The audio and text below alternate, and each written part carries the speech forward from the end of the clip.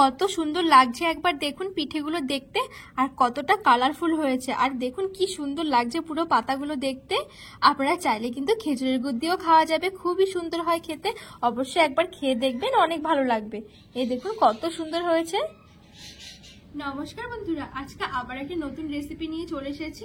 আজকে আপনাদেরকে আমি করে দেখাবো ভাপা নিম পাতা পিঠা। পিঠাটা দেখতে খুবই সুন্দর হয়, পুরো নিম পাতার মতন দেখতে লাগে।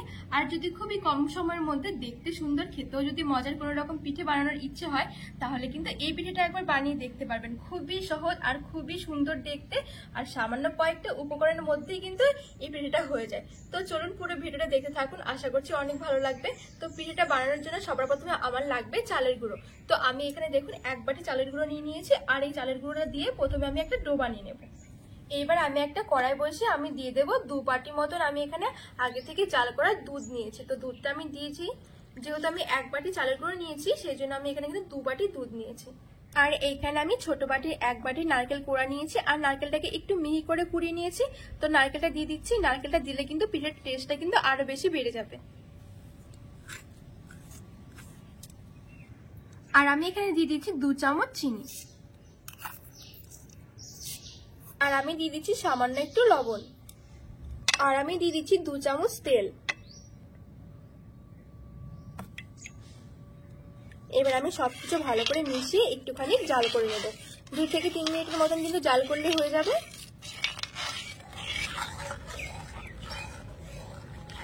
এখানে দুধটা কিন্তু ভালোভাবে গরম হয়ে গেছে, এবার আমি চালের গুঁড়োটা দিয়ে দেবো।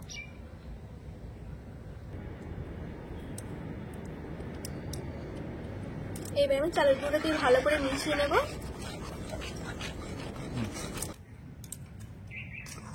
এখানে দেখুন চালের গুঁড়োটা কিন্তু খুব সুন্দর একটা ডোয়ের মতন হয়ে গেছে। এবার নামিয়ে আমি একটু হালকা একটু ঠান্ডা করে নেব।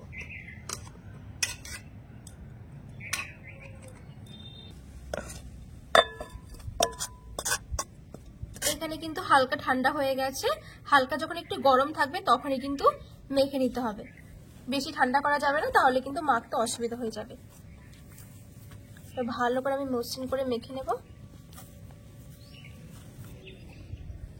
এখানে কিন্তু ডোটা আমি খুব সুন্দর করে মসৃণ ভাবে মেখে নিয়েছি।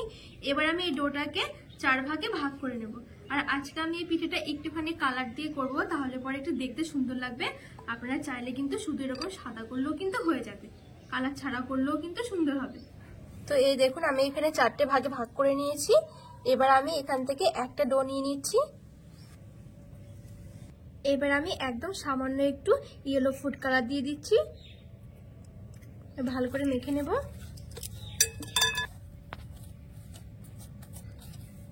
এই দেখুন আমি এখানে ইয়েলো কালারটা দিয়ে একটা ডো তৈরি করে নিয়েছি।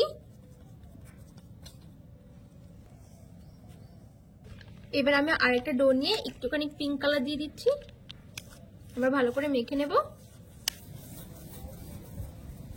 এই দেখুন এখানে আমি পিঙ্ক কালারটা দিয়েও মেখে নিয়েছি সুন্দর করে। এবার আমি আরেকটা ডো নিয়ে নিয়েছি, এবার সামান্য একটু সবুজ কালার দিয়ে দেব। আবার ভালো করে মেখে ডোয়ের মতন করে বানিয়ে নেব। এই দেখুন এখানে আমি সবুজ কালারটা দিয়ে ভালো করে মেখে নিয়েছি।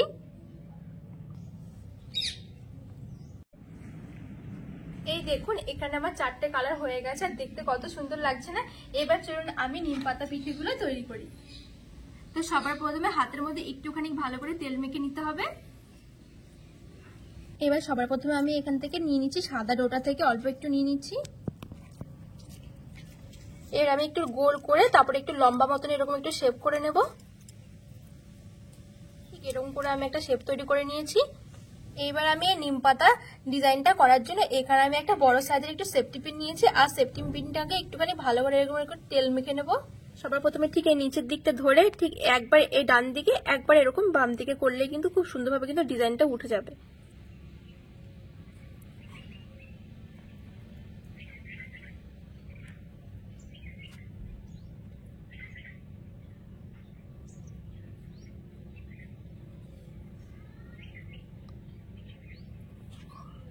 এই দেখুন দেখতে কত সুন্দর লাগছে।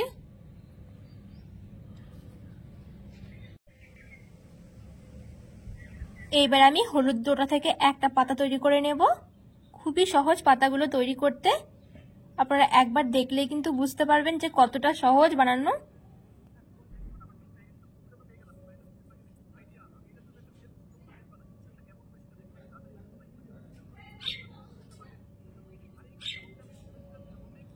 এই দেখুন এখানে কিন্তু আমার হলুদ পাতাটা সুন্দর করে হয়ে গেছে।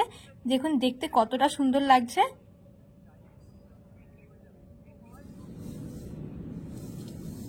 এবার আমি সবুজ ডোটা থেকে আমি পাতা তৈরি করে নিচ্ছি।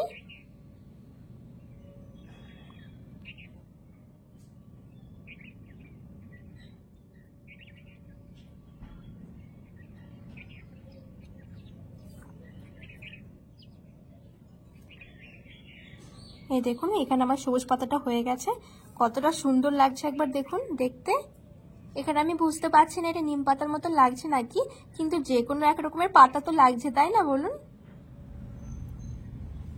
এবার আমি পিঙ্ক ডোরা থেকে আমি পাতা তৈরি করে নিচ্ছি। কত সুন্দর লাগছে না বলুন কালারগুলো দেওয়াতে।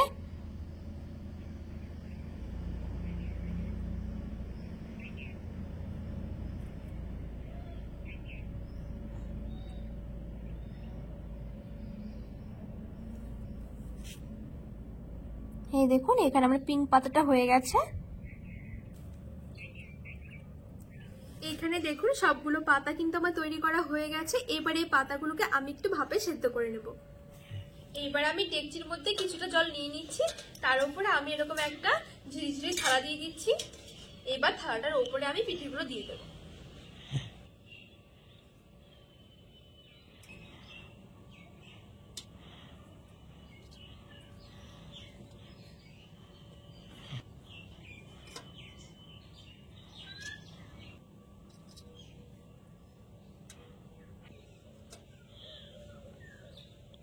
এইবার আমি ঢাকা দিয়ে পুরো 10 মিনিটের জন্য মিডিয়াম আঁচে রেখে দেবো, তাহলে কিন্তু পিঠেগুলো হয়ে যাবে।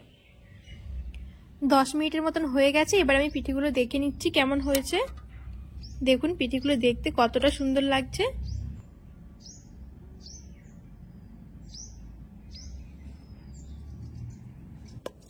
পিঠেগুলো এবার আমি নামিয়ে নিচ্ছি। দেখতে দেখুন কত সুন্দর লাগছে পিঠেগুলো, কত সুন্দর লাগছে একবার দেখুন পিঠেগুলো দেখতে, আর কতটা কালারফুল হয়েছে। আর দেখুন কি সুন্দর লাগছে পুরো পাতাগুলো দেখতে। আপনারা চাইলে কিন্তু খেজুরের গুড় দিয়েও খাওয়া যাবে, খুবই সুন্দর হয় খেতে।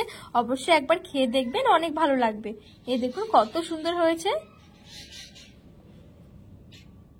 আপনারা অবশ্যই এভাবে একবার বাড়িতে বানিয়ে দেখবেন, যেমন দেখতে সুন্দর তেমনই কিন্তু খুবই সহজ, খেতেও কিন্তু অনেক মজার। অবশ্যই এভাবে একবার বাড়িতে বানিয়ে দেখবেন, অনেক ভালো লাগবে। তো আজকে আমার এই রেসিপি আপনাদের কেমন লাগলো অবশ্যই কিন্তু কমেন্ট করে জানাবেন। ভালো লাগলে রেসিপিটি চ্যানেলটিকে সাবস্ক্রাইব করে পাশে থাকার অনুরোধ রইল।